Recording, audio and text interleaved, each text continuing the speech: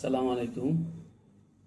আজকে আরেকটা বিষয় নিয়ে কথা বলবো, যেটা আমার জন্য খুবই গুরুত্বপূর্ণ। সেটা হলো আমার আব্বুকে নিয়ে। আমার আব্বু, আমার অরিজিন কিন্তু ব্রাহ্মণবাড়িয়া। আমাদের ফ্যামিলির সবাই কিন্তু ব্রাহ্মণবাড়িতে জন্ম।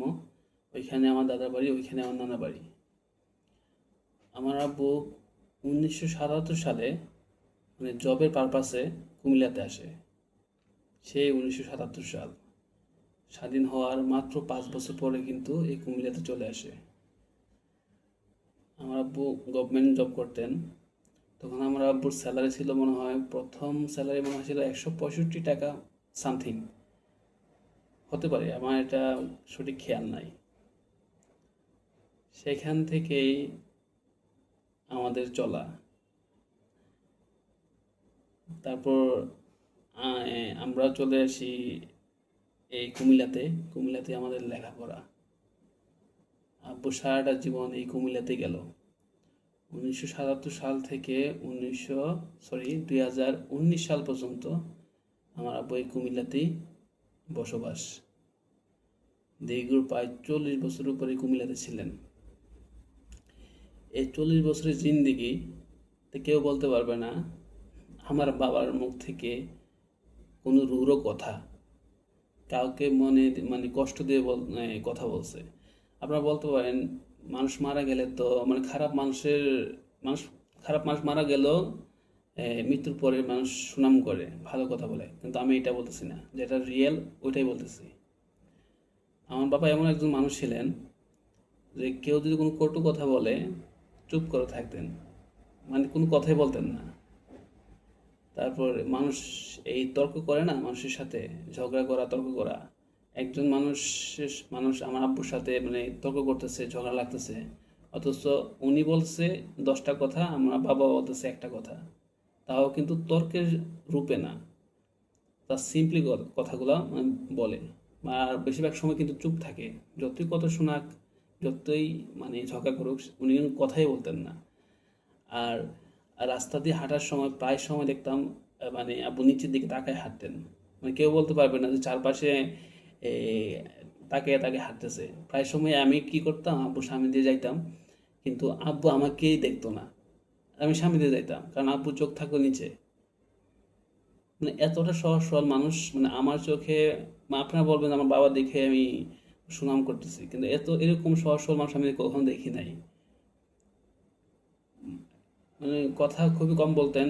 তারপর কি বলবো, যে একটা মানুষ বললাম না যে তর্ক জিনিসটা, যে আমার আপুর মুখের মাধ্যমে কেউ মানে মনে কষ্ট পাইছে, এই জিনিসটা খুবই কম, আমার জিন্দিগিতে আমি কখনো দেখি নাই যে মানুষকে কষ্ট দিয়ে কথা বলা। অন্তত আল্লাহ যেন এই উসিলায় আমার আপুকে জান্নাত নসিব করে।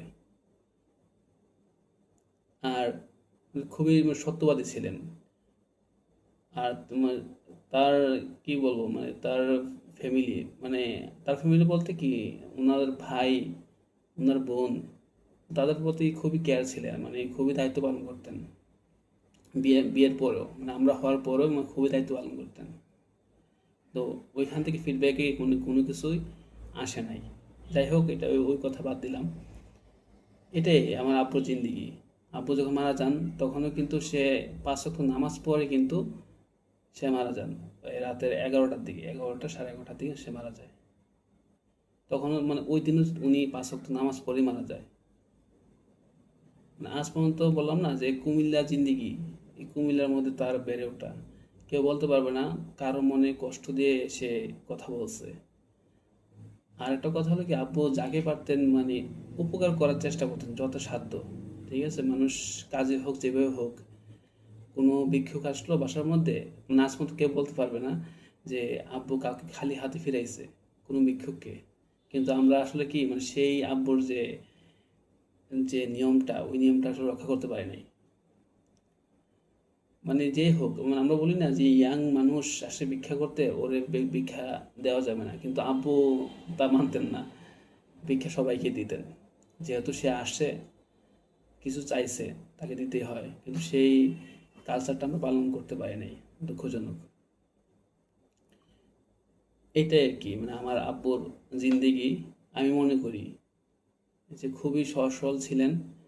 মানুষের সাথে ঝগড়া বিবাদ তো কখনোই আমি দেখিই নাই। কারণ ঝগড়া বিবাদ কীভাবে করবে? একটা মানুষ যদি সে তর্ক করতে আসে, ঝগড়া লাগতে আসে, আব্বু তো চুপ থাকতেন।